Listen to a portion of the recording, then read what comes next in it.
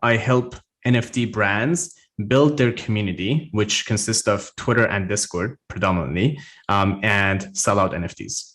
They start building a community to, let's say, 60,000, 50,000 people in a month. And they sell out and they make on average few $1,000,000. So, I mean, that's like the typical NFT launch.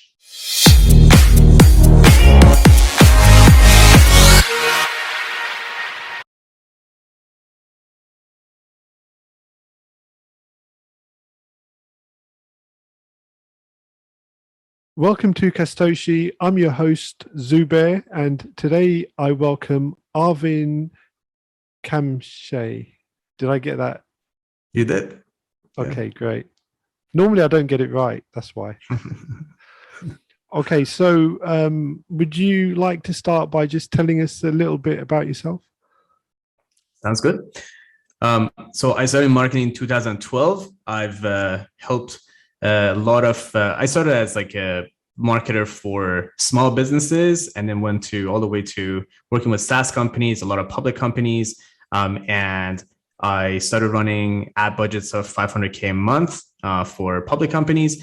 And then the NFT came along and I got very interested in it. And, I can tell you more about like how, but I started working with NFT brands. So far, I worked with about 300-ish NFT brands. Some of the NFT brands I worked with, I guess one of them in particular, a few days ago, they hit #1 on IC Tools, #1 trending on OpenSea. And on average, these brands, making a few $1,000,000 by just working with me for about a month. Wow, that's quite impressive. Okay, so now is NFTs and managing NFT. How would you describe what would your pitch be? Your 10-second pitch to if someone said, "What is your job now?"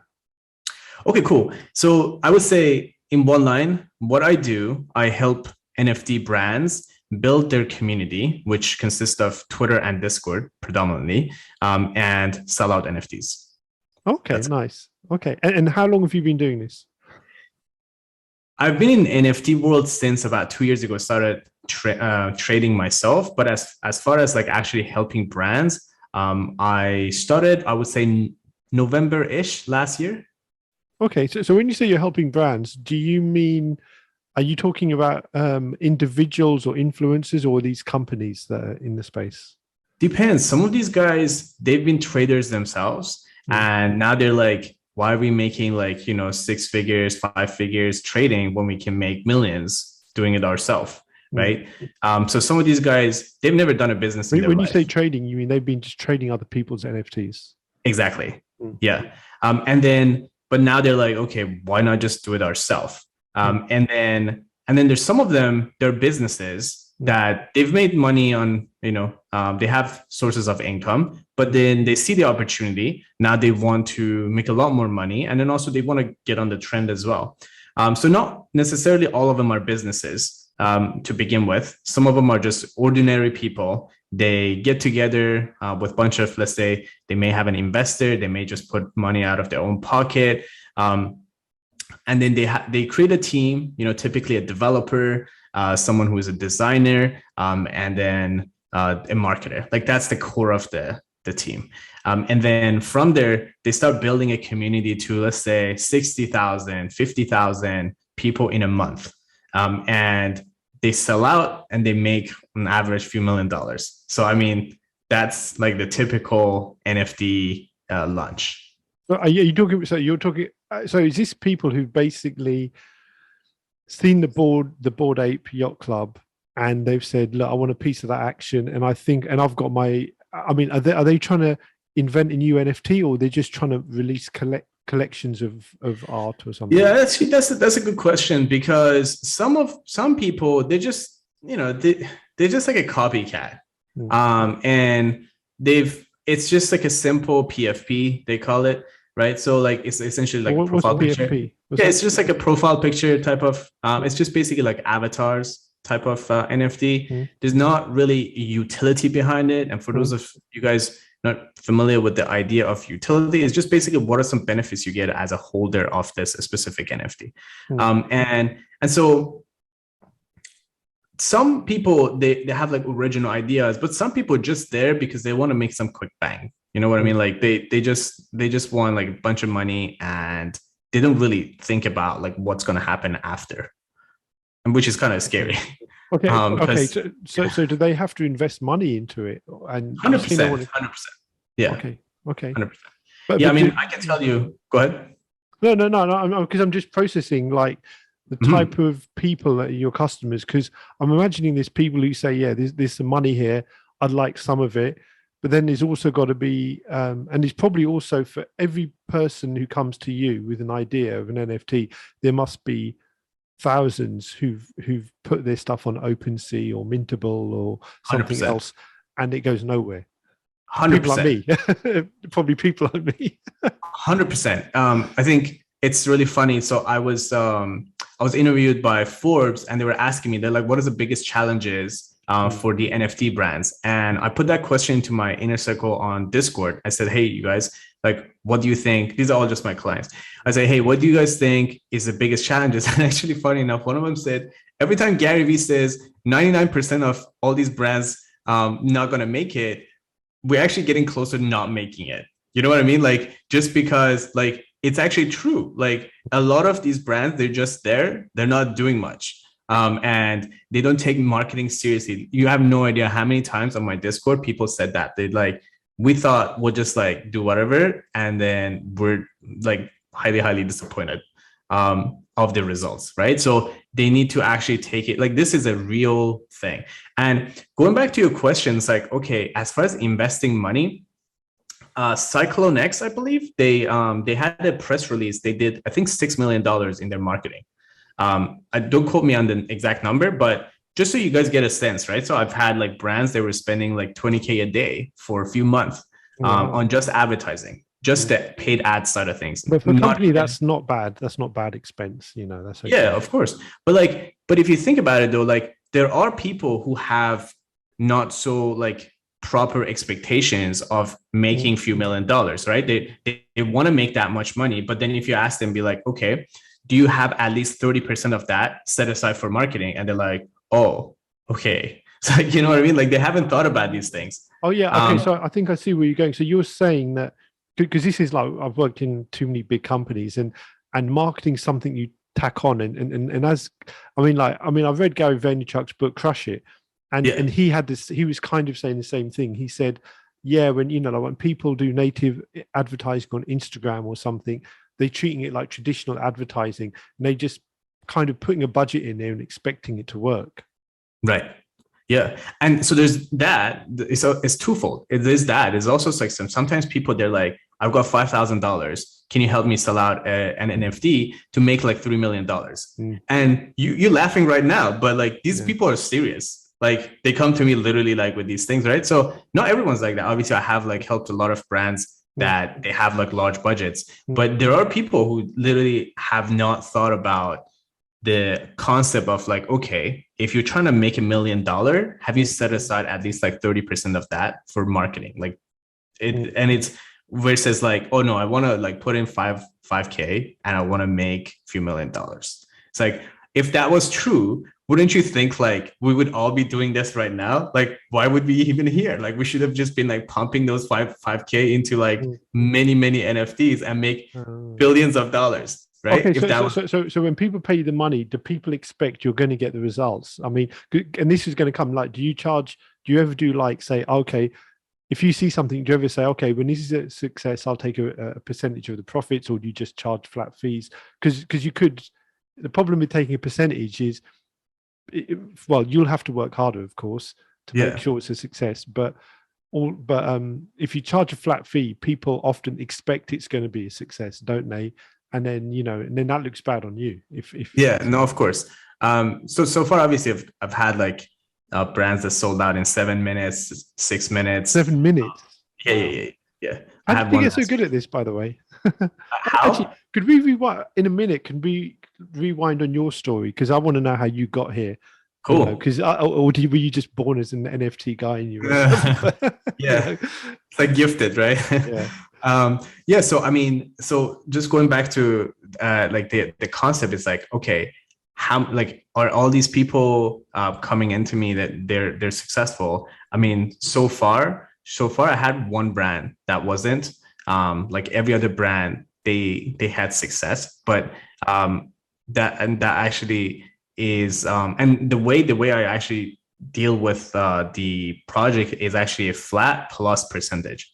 So, and it happened when like, so I helped a bunch of brands sell out, and I was like, wait, like I made a bunch of money, that's fine, but then the whole project is like $8 million. I just made like, you know what I mean? It's just like a very small percentage of that as a for flat fee. And so since then I just changed the structure. I work with people, of course, but going back to the story, how I got into this. So how I got into crypto was a few years ago, back in 2016. I used to live in the LA, Santa Monica area. And I had this really good friend of mine, Nick. And every time we would go to bars, restaurants, like he was on his phone all the time, just like checking out the price of Bitcoin. He invested in Bitcoin so much. He sold his car. He sold like literally everything he had and just put it in Bitcoins back in 2016. So fast forward a few years later, I give him a call and I'm like, so I'm not living in LA anymore. I gave him a call and I was like, hey man, how's work? And he's like, what work? I'm like, what do you mean? And he's like, not working.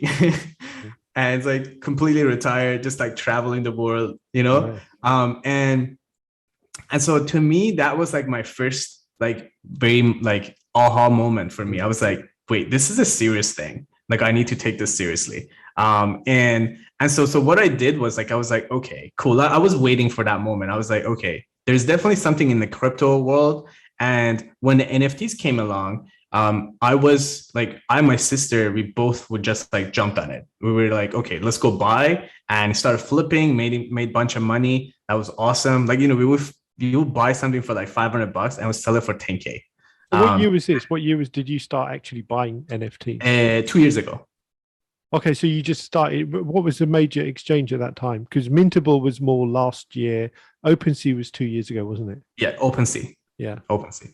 And so although we actually like in Vancouver, it's really weird. I don't know if it actually still exists. There was like a cafe about 2 years ago. They wanted like, they actually created where like you would like go to the cafe, drink whatever, and then at the end of it, like you could paint something and it would turn it into NFTs. Like these guys were like so like forefront of things, you know what I mean?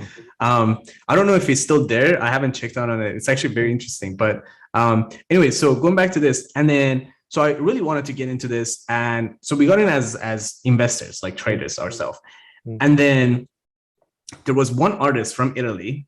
He came to me. So my background was obviously running paid ads for public companies to increase their stock price. So basically the investor relationship marketing. So that was my primary thing that I was doing with public companies. So I knew about, okay, how to market to investors, right? So I had a lot of knowledge on like Twitter ads, for example, the native ads.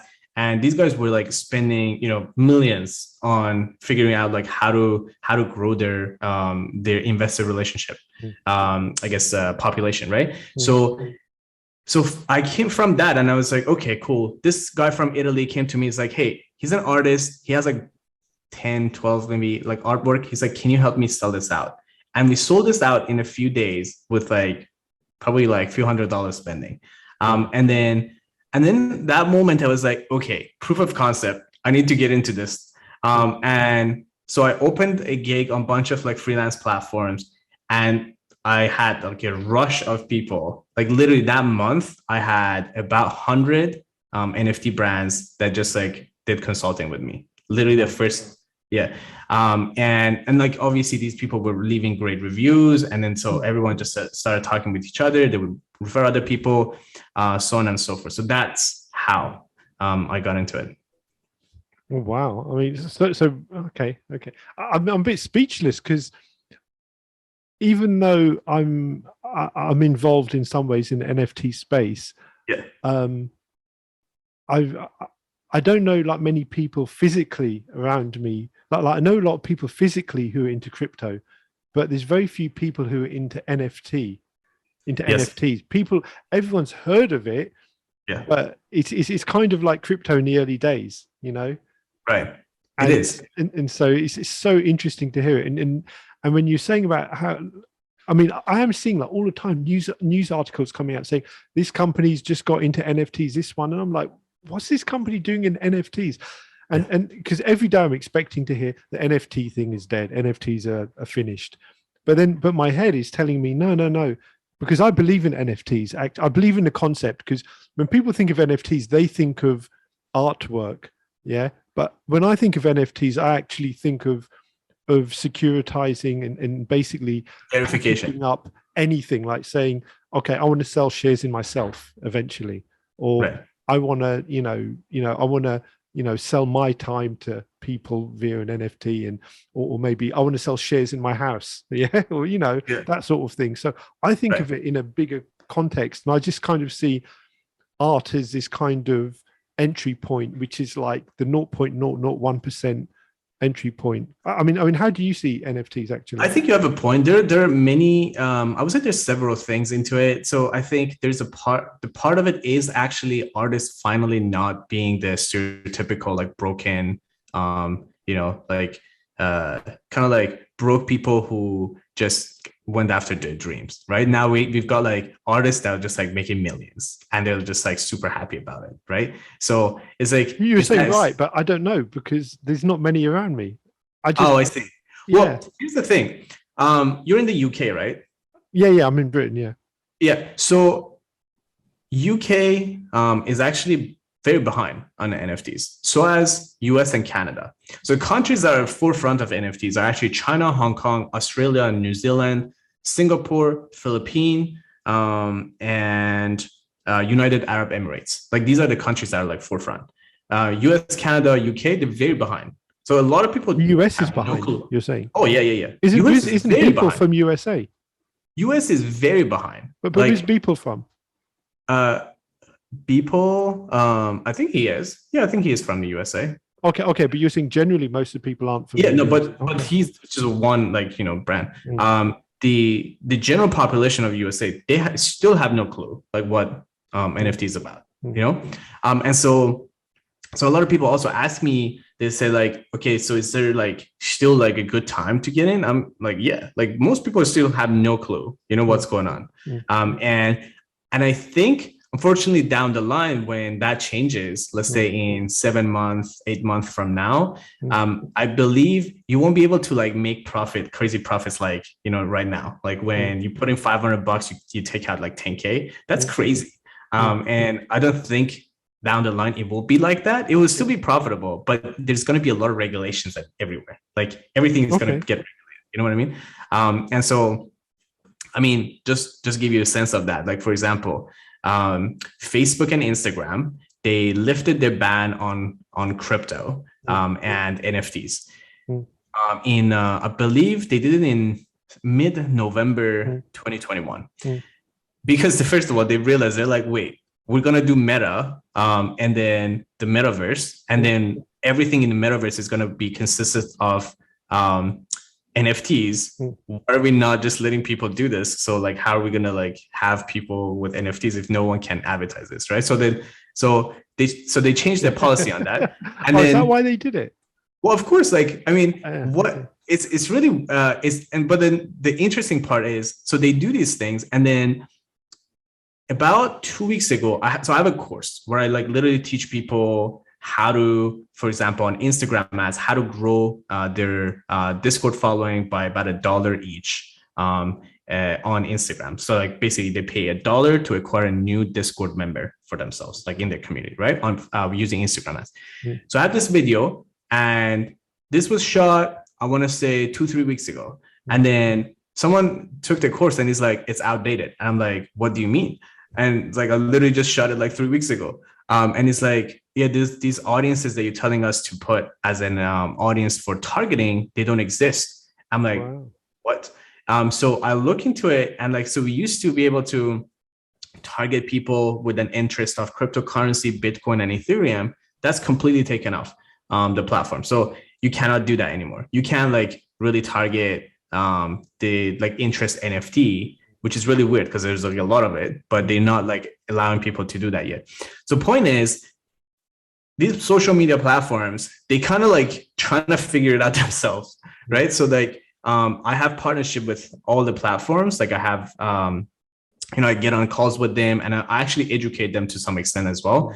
And what they tell me is like, we don't know what to do neither. Like they're like, we just like, we know obviously everyone wants to do these advertising, but then there's no rules and regulations yet. So we're afraid that people do all sorts of like ads and then they be a rug pull, and then we would be like on a larger scale would be responsible for this, right? So that's why like, so for example, Twitter would start like ban everyone left and right, right? So that's the state of NFTs right now. It's like, it's so new, like the social media platforms themselves have no idea what to do. Okay. Makes sense? Yeah. Do you think that Facebook's meta is, I mean, I'm assuming because of Oculus, they actually believe it's the future, and I kind of believe it's the future. But do you think a big part of it is they think that they can just cash in with NFTs and stuff? Or I mean, I think so. I mean, everything in the metaverse, like whatever, like the characters, the vehicles, the I don't know, armor, the airplanes, jets, whatever you have is a form of NFT. So there's no, so that's, which is why I tell people, I'm like, when they say like, you think NFT is going to go away? I'm like, no, it won't go away. Like, because billions of dollars is behind it. Like, think about like Atari, Samsung, all these large platforms, they have their land already. Well, they had it actually a month ago, like probably like 4 or 5 months ago, if not sooner.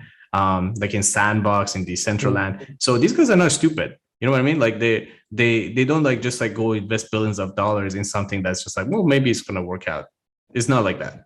But the thing is, when like if you have like assets in Sandbox, for example, you can't use those assets in Decentraland. So how is would you, because a normal person might say, well, what's the benefit of the NFT if I can't use it outside of the platform? Oh, I mean, there's a lot. I mean, depends on the roadmaps of that specific NFT. So sometimes, so going back to what we were talking about initially, so it was the artists, right? So like, so they just want to sell their art, and some people, they're just collectors. They just really like art, and they just want to appreciate the art, buy NFTs, like even premium NFTs from these artists and support them, and that's all they want. Some people, they're after the investments. So for example, one of the brands I helped out, it was a casino, and they give away 50% of the profit of the, well, they distribute 50% of the profit of the casino in the metaverse to their holders of the NFT, right? So every month you're making money. I have one brand right now. They rent places in Sandbox, and then they give you the rent every month as a holder. Right? Okay. So about like 5K, 6K you make every month. That's a lot. And so there's that. Like some people, they just want to be holders of NFT because they want to make money. Some people in there, they just want to trade, just some quick cash, right? So there's many different reasons. I think the original, I think the concept that's mostly known as NFT is just like, oh, it's an expensive JPEG that I could just screenshot. It's like, but it's far beyond that. Like the utilities of an NFT, like it could be a lot of things. Like, in fact, what I see is like a lot of software companies, I believe they're going to make it so that you have to hold the NFT for their subscription. Does that make sense? So like, yeah, that makes sense. So if you like, instead of paying SaaS, you mean you yeah. But then you won't be paying per month, will you? No. So what happens is like, you have to be a holder, right, of this NFT to be able to just even buy their subscription. I see. Okay. Yeah. Okay. Just like how Gary Vee did it, where like for this restaurant that he created, you have to hold it to be able to go to the restaurant to buy food and like eat. Oh, so it's like a member. It's kind of like a membership card in some way. Yeah. I guess when everyone has them, and this is what you're saying, like in maybe 7 or 8 months, the market's going to be so flooded. I mean, oh yeah, for you, have you got a strategy so that you can move up the chain when the market is flooded, or you're going to manage multiple NFT stars? I've got a few questions actually about people who want to get into NFTs, but I'll ask them later. But Cool. what about your strategy? Its strategy as far as marketing, like in 7 months' time or 8 months' time, when the market's kind of cool down and people can't make money, lots of cash fast.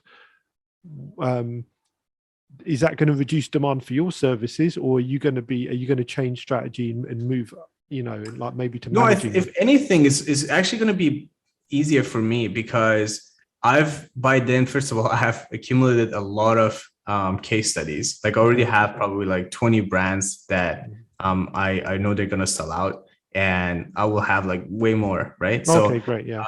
So there's that. But on the side of like what's happening, I think the education. So at the same time where all these regulations going to come, but also like the other side of it is like a lot of people are going to find out about NFTs that they didn't know about NFTs. You know what I mean? So there's that too.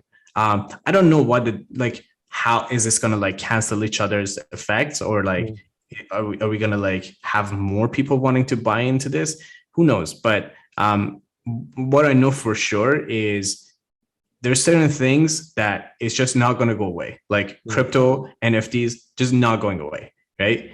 It's just impossible at this point. And certain things, for example, in Sandbox, Decentraland, these things are just only going to grow, right? It's not going to go down. There's no reason for it to go down. If anything, it will just go up. And the reason is just all these like large corporations, they're already there. They're going to roll out their stuff in there. I mean, there's one big company on LinkedIn from a few months ago. They started awareness ads about NFTs just to make people aware. It's a really large company, not to be named, but it's very interesting because they're thinking that, right? So like they're not just spending money for no reason. They're thinking, okay, let's just make people aware that we're in this, and then later on we're gonna roll out. Here's our NFT. That's actually a good point. I actually saw, I can't remember where now, and someone went onto the street and asked average people in like New York City, I think it was, what do you know what an NFT is? And I think out of like 15 or 20 people, only one person said non-fungible token, because they just walked out of an NFT conference. Right. I think because as a name, it's quite nerdy. I mean, do you think in 2 years people will even call them NFTs, or will it have merged? It's like, like 20 years ago, or 30 years ago, people said, I'm going on the internet, or I'm going to use TCP/IP or something. People wouldn't just say, I'm going to a website now. How do you see the NFT, how are people going to think of it in a few years?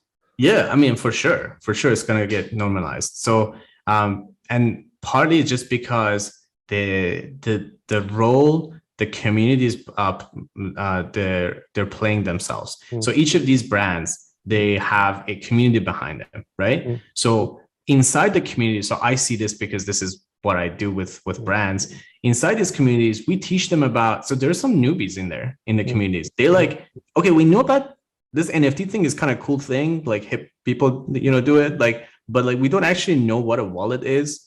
So we show them. You mean MetaMask? It's like we show them. We're like, hey, this is a MetaMask. This is how you install it.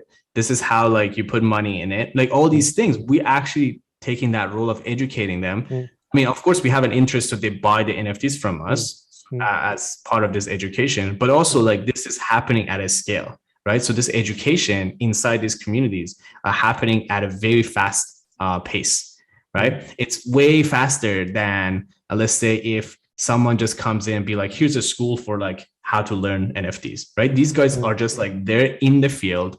They're about to buy NFT in the next, let's say, so I came into this Discord channel, and in the next 20 days, 30 days, I'm about to buy NFT, and I need to learn how.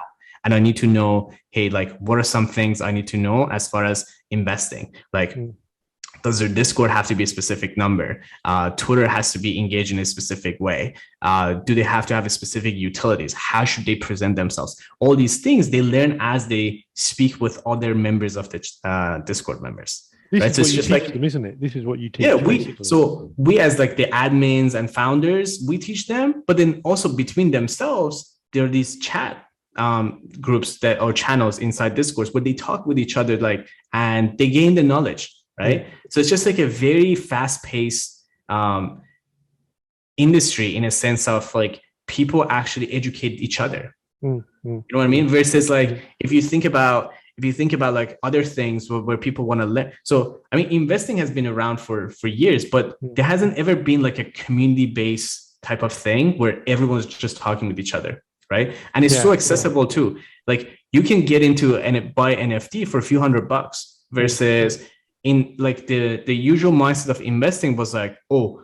I'm just making 6 figures. I'm not that kind of person who could get into investing. You know what I mean? It's just that mindset, right? That has changed. Like it's now accessible to everyone, and then they learn it from each other.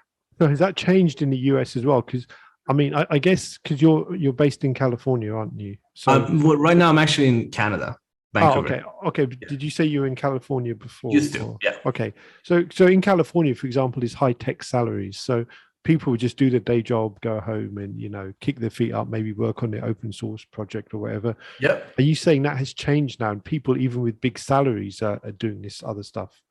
Oh yeah, like I have one of the brands I work with. Technically, they have 3 brands, and the founders they still have their 9 to 5 job as in the tech. Wow. And then they come home and they start like actually working on their NFTs. And they're doing pretty well, by the way. Oh, wow. They have 1 sold out already, and they have 3 new brands right now. Okay. So I'll ask you a question about. So there's 2 people I know, and they've both been artists in their own way for many years. One with traditional art, but they've got their own. They're both very unique stuff, and what one's an art and one's a musician.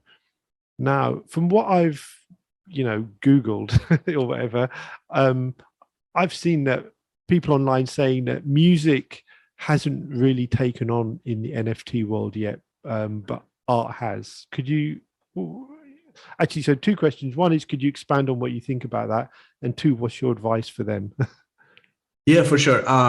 Funny enough, actually, one of the largest music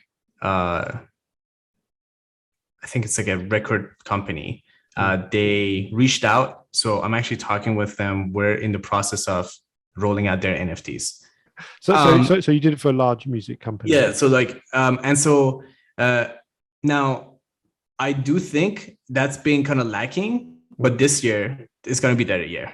Like last year was a lot about 2Ds.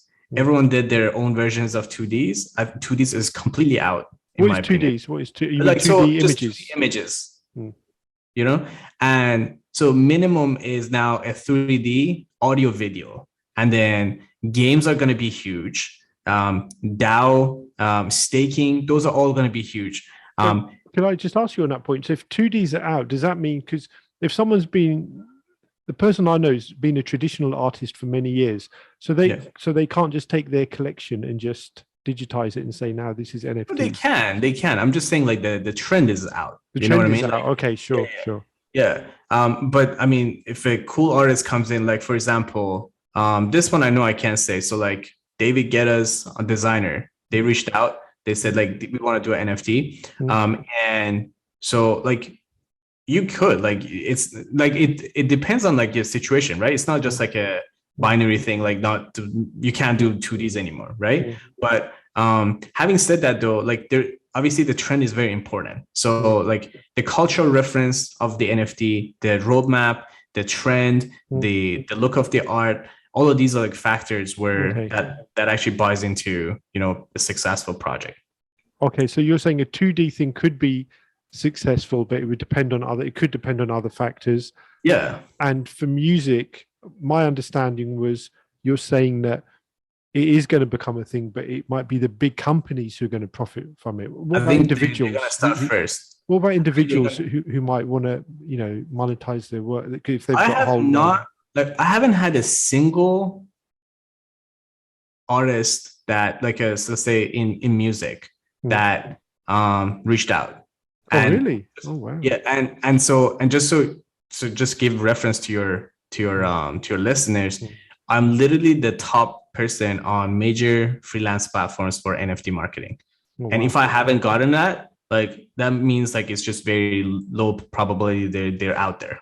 And so I think though that I think this year is going to be like, because now it's just like so there are a lot of brands that they've been working on NFT projects for, 6 months, 7 months. Now they just like kind of revealing everything, right? So I bet they're out there. Maybe they just haven't figured out how to. And as they look at OpenSea, they see nothing about music. So they're like, okay, what are we going to do? Right.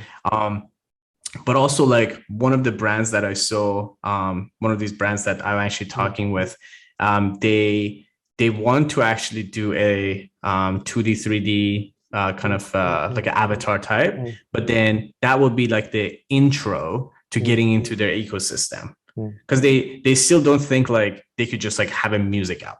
You know what I mean? So. Okay.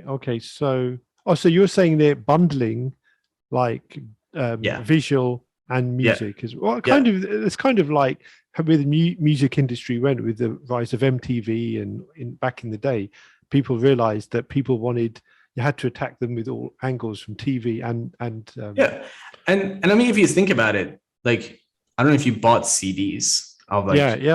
I've got many. On the cover you see artwork, right? So there you have it, right? From the phone. So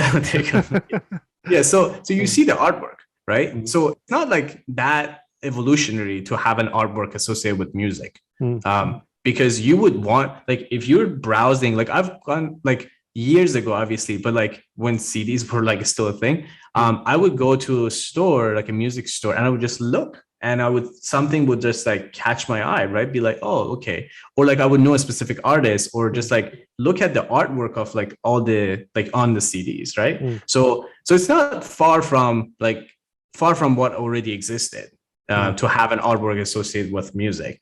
But for sure, it's lacking right now. Like the presence on NFT in the NFT community is lacking. So they really want to, and I think it's smart, they really want to start with just something that people know, and then just work their way into educating people, be like, hey, this is actually the music. Okay. I'm still thinking about these because I've got specific use cases in mind, So if someone wanted to market some art NFT, as you said, it's not for free. What sort of ballpark are they looking at as an individual? Yeah, that's a really good question. So sometimes people get lucky, but I don't count on luck for people. Sometimes you get like some celebrity buys your stuff, and then everyone wants to. But I don't count on that. So the past 3 brands, I would just say, I can't name them and say what the price was, but I can just say like past 3 brands that sold out. People can kind of like guess who they are, just looking into my social media. Like if they literally go to like Arvin K NFT, they can see what brands. I'll put the links in the show notes at the end as well. So it's on Twitter, Arvin K NFT. Now, I would say about 15-20K on ads, about 15-20K on influencers. Like that's a typical budget. Also, so they don't have to have their own Twitter, like they don't have to have 1 million followers of their own. No. They use influencers. No, some of these people that they've made, let's say $6-7 million, they were like no one on the internet, literally. Like, so they started as zero. On following with Twitter, Discord, and then in a month they end up with like 70,000 people. Wow, real. You like we're not real followers, and they've sold their stuff. Yeah. So they were millionaire. So they've gone from nothing to millionaire, and they've got all these followers they can sell to in the future. Exactly. That's a sales pitch. That should be a sales pitch. Of course. And actually, the coolest thing that very few people talk about is that community part that they can sell to later.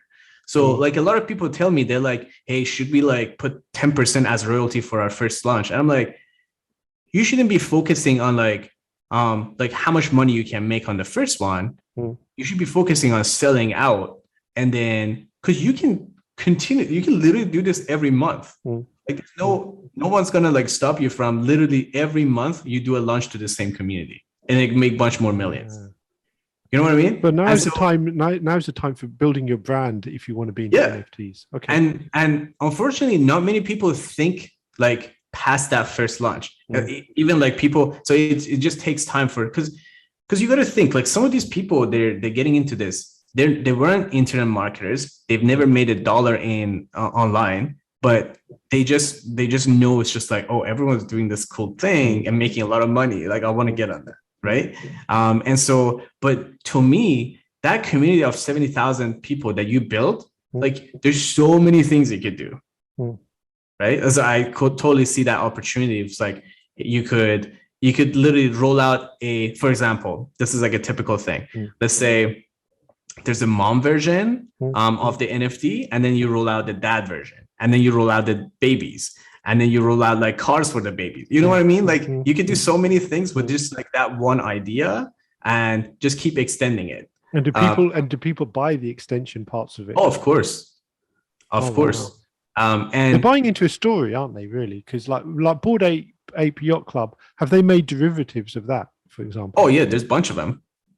But are they from the same people, or are they from... I don't know. It could be. That's the thing. Like, who knows? You know what I mean? Yeah, I have to study the Bored Ape Yacht Club more to understand exactly what the business model is. Right. I think their focus is very much like utility-driven exclusivity type of deal, versus some people are like really focused on like the cultural values. You know, like some of these like projects, for example, Woman of Crypto that I worked with, like it has the cultural value in it, right? So it's very like same thing with like World of Woman too. Like it's very similar. And so there's that, right? And that's why, like, for example, I think Logan Paul, like Gary Vee, all these people like get really excited about these things because they see it. They see like it's very relevant to the current culture. And then versus like some people, they're just after, it's like, no, we're this like cool club of people. If you want to be like us, or like if you want to be with us, like you have to have an NFT. Like that's their idea. Oh, is this like the laser eyes thing on Twitter and all that? That means you haven't. But if you have an NFT on Twitter, like, isn't the whole point showing off in a digital world to show you have money? So can people click on it and see that it costs like what, like 100 ETH or something? So that's a cool thing. So Twitter just rolled out the verifications for NFTs. So when you upload, because that was my, like, that was one of the things I was not very happy about, because I was like, I know some of these people, they don't even have the NFTs. They put it as their profile. And you know what I mean? But now they just made it so it's verified, right? So when you have to connect your wallet and you upload the actual photo of the NFT as a profile picture, now at least you know that person really does have it, which is cool. Now, then that person, you know, someone who's like viewing that, they can go and just like type it on OpenSea to see like what the, you know, floor price is or like rarity of it is. And they can get a better understanding of like, okay. But to your point, I think we're going in that direction where, I mean, already people looking at my stuff, like they're like, oh, you've got that? Like, that's cool. Like, you know what I mean? Like it used to be where like, okay, maybe number of followers or engagement on your social media, the clout, that was the thing. Now that's kind of fading away. It's more now, it's like, okay, who do you have in your wallet? Like, So can they see all of the NFTs you own from your wallet? Oh yeah. Based on, and do people then offer you money to try and buy them off you? Oh yeah, all the time. And so you can just make a profit by having an NFT, putting it to your Twitter profile, and then see if an offer comes. You won't even need to list it on OpenSea or Mintable or one of the others. Well, eventually you have to list it, but yeah. So when that person wants to buy it, I mean that's the only way they can buy it. But yes. Okay. Yeah, you can sell it and then they just like transfer it to them too. Okay. There's one. Go ahead. No, I was going to say, because thinking about these collections and what people have bought, I know there's been this early thing where people make randomly generated features and then they make like 10,000 NFTs. Has that ship sailed already? I mean, can you still do that? Or I honestly think so. Like the brands I told you, like we sold out in 7 minutes is Frogos. And it was what? Sorry. The name of the brand is Frogos. Okay. Frog. Yeah. So we sold out in 7 minutes. And the cool thing about this, and like, so I tell you, like my sister, actually, like I gifted one of the NFTs to my sister. she called me the day that was revealed, like what the NFT actually looks like. She talked about this NFT for half an hour, right? And so like this is how excited people get. Now, the reason is these are not computer generated. These are like handmade. So it's 2000 handmade art.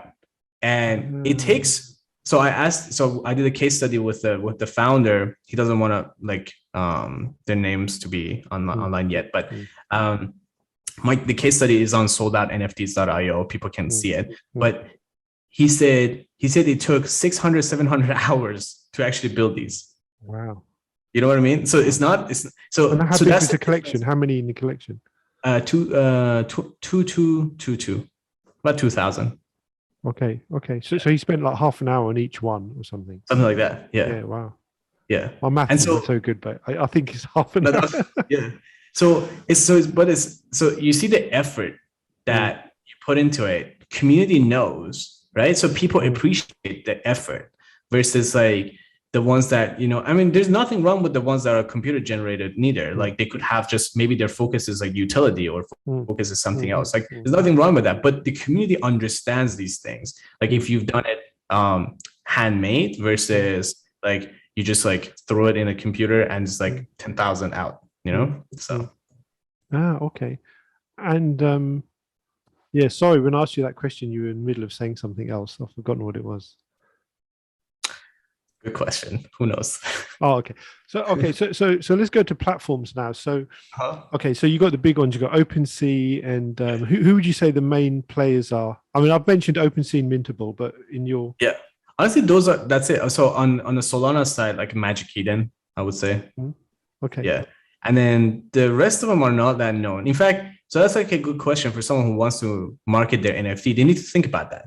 Right. So if they come up with like, let's say XRP or something else than Ethereum and Solana, then now you're just introducing a new thing. So NFT is already a new thing, right? Crypto is already new for some people. They're just like, I hear crypto, but I don't know what it is, right? And then now you're just going to say, hey, like, come and buy something that you don't know. And it's on a blockchain that you don't know. And there's like a lot of uncertainties, right? So it's something to consider. That doesn't mean everyone should go on Ethereum and Solana, but that's something to consider. Say, hey, like if I go on a platform that not many people know, like what would that mean for my marketing? Oh, I see. Because you get because then if someone goes to the site though, they only have to connect MetaMask. They don't do that, or do they? But sometimes you have to sign in as well and put personal details, I think. Right. So, okay. And where do you see the whole? Because I know OpenSea was like valued at over $10 billion. It's ridiculous. Do you see this market's going to consolidate, or is it like where's it going? Where do you think? As far as like other platforms coming in, or just the overall thing, like do you think OpenSea is going to be worth $1 trillion, or is it, I was going to make a comment. This is like this is not financial advice anymore. I can't make a comment about one of the. I was just going to say something about like, so there's actually like a meme about one of the platforms. I'm not going to say which one, and it's just because they crashed so many times, and like every time they crash, it actually costs people money. Because so think about like, let's say you want to mint something, right? So if a website of a brand crashes, that means you just lost, if you were in the middle of a transaction, that means you just lost gas fees, right? So that's that. If OpenSea crashes and you need to like buy something real quick, then you can't, right? So things change, right? So like that thing that you wanted to buy is just like sold, right? So now you have to buy something more expensive, right? And so it's very important that like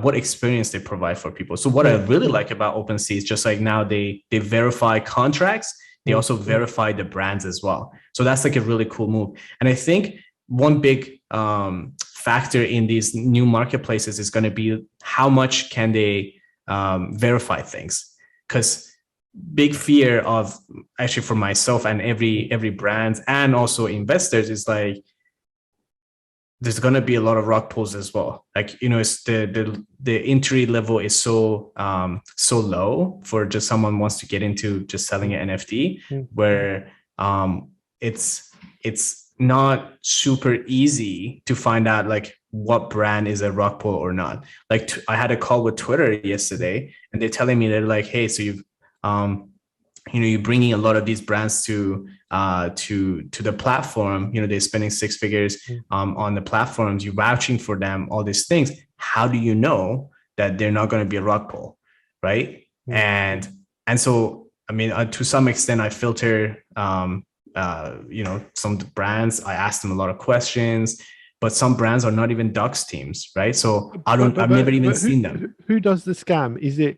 Are you saying, it's not OpenSea, they're so big. Oh, no. But are you saying the people itself on OpenSea, or are you talking about other NFT like websites? Brands that go on and list their NFTs on OpenSea or any other market. But how can they pull it? Like, if you, there's a lot of questions that come out of this, and I'm going to confuse myself. So, because when you, like, I've only ever bought NFTs off Mintable, which I mentioned earlier, and I'm going to try OpenSea soon. Yeah. But if I buy an NFT on one, I can't then just have it transferred to the other, because I've got the NFT like in my MetaMask, and it shows I've got an asset, but it doesn't actually. I can't just take that NFT and sell it somewhere else, can I? Ooh, that's a good question. I've never actually done that. Yeah. So definitely not on a different blockchain for sure.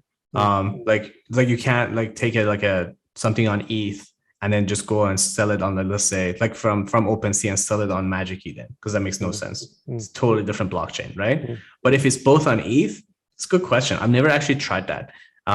But I mean, if it's in your MetaMask, then it will stay in your MetaMask regardless of what platform you're connecting it to.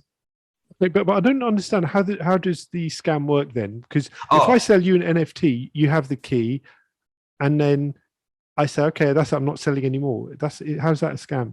So here's what happens. So a brand. So the reason 80,000 people support a brand, they join this communities on Discord or Twitter, and they say, hey, yes, we're loving this project. We're gonna buy the NFT by the end of this month, right? So in the next 30 days. Because they believe in the project, they believe in the artwork, but they also believe in what roadmap that founder said they're gonna do, right? So if they're just gonna do this sale and then leave, that's a scam, right? That's what's called a rug pull. So which happens. I've actually seen one myself, and I did a GoFundMe for the people in that community. So it was like one of my clients did that, and I was shocked. And like I was talking with these people, and so they did that. They just did it for the money, only for the money. They took the money, and they're nowhere to be found. And so they're not, obviously don't have a plan to delivering on their promises. So the people who bought the NFTs can't resell them later when their brand gets bigger. Who wants to buy something? Who wants to buy from like a rug pull brand? Yeah, you know what I mean? I get it now. The floor price is so low, like if they even sell it, doesn't do anything.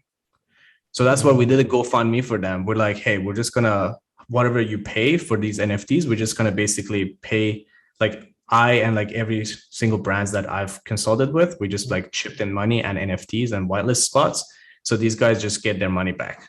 Oh, so you got them the money back. That's you're a good actor in this space. Because I'm not thinking, so part of it is just like these guys that they came in, these are some of these people that was their first time buying NFTs. Imagine if that's like someone's experience, they will never ever come back.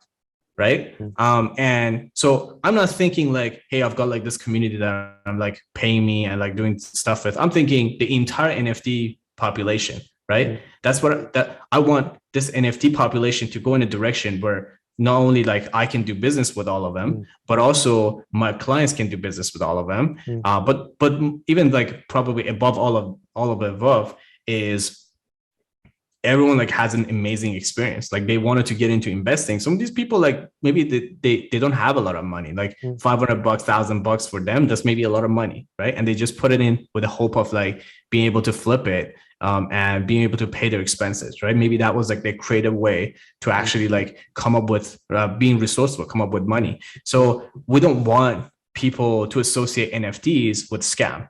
So that's why like everyone in my community, we're trying to like make it better, make it better experience, educate people, so on and so forth. It's quite funny you said that, because I think on one of the previous episodes of this podcast, which hasn't come out yet, someone said to me, "What's the first?" Or I said, "What's the first thing you think of when you think of the word crypto?" And when I was asked it, I just said scam. Right. That's what we don't want. Yeah, Right. Yeah. We want it to be like wealth, goodness, like humanity, like Okay. that. That's what we're after. Okay. So okay. Another question now then is, I mean, do you have a big vision for, like, how do you see NFTs are actually going to change the world and make it a better place and all that? Do you actually, are you an idealist in that way, that you think there is a role in society, or is it for you just your what you do at the moment? So myself, like, I've actually, even like my romantic relationships, I've always been with artists. Like, I love everything about art. It's just any artsy thing that actually interests me to begin with. So for me, there's that just part that's just as default, I'm just very interested in. And then I get to see these artists, they come in with their ideas. They don't know marketing, they don't know business. And then when I was a kid, I remember, like, there was just this idea. It's like, hey, if you go do things like be a singer, or like do like drawing, things like that, that doesn't make money. You can't like survive. So I do like to see artists think, we're actually going to make so much money if we do like art. You know what I mean? So like, I think that will make world a better place. The communities that get like together for supporting a specific NFT, it's also making the world a better place, because we have so many reasons right now to be divided, right? So in the US, the politics, and honestly, every country, this is always, you just listen to news, there's so many reasons, right? But now people get behind in a specific like artwork, and they're like, we really like the art, we like the community, and we're going to engage with each other, believe in this something, right? And I think that is a big deal for the world, not just like on a small scale. It's like, hey, we made a bunch of money. Yeah, it's true actually, because traditionally people haven't, I mean, I think art is important as well, but traditionally when people say they're going to be an artist, people just think they're poor, they're broke, because they have been generally. Yeah, exactly. Yeah, I like that. So now they can actually, we're going to change that. Yeah, I like that. Okay. So I'm not sure, I don't really have any more questions. You've given me a lot to think about, but is there anything you'd like to add, and then we can talk about, where people can find you and how they can engage you in your services? Yeah, I mean, on the closing thoughts, I love people to come into the NFT world with the idea of just moving it further. And there's a lot of things they could do. They could build their own NFTs. They could support someone else. They could just educate people. There's, actions that doesn't require a lot of resources, but they could just make it a lot better. And so that's my ask to people. And then as far as like where people can find me, on all socials, Arvin K NFT, so spelled as ARVIN K. That's what my last name starts with, NFT. So Arvin K NFT on all socials. On Twitter, I'm most responsive. So I actually look at everything. Other ones, not so much. And I do have a course called soldoutnfts.io. And so the website is soldoutnfts.io. People can go there, check it out. There's a lot of case studies, a lot of free content I'm posting as well. And so they can go check that out too. Okay, and I'll make sure I post all that in the show notes. Perfect. Okay, so thanks for today. I've got a lot of stuff to think about and research, and at some point I'll hit you up with some questions. And okay, thank you. Of course.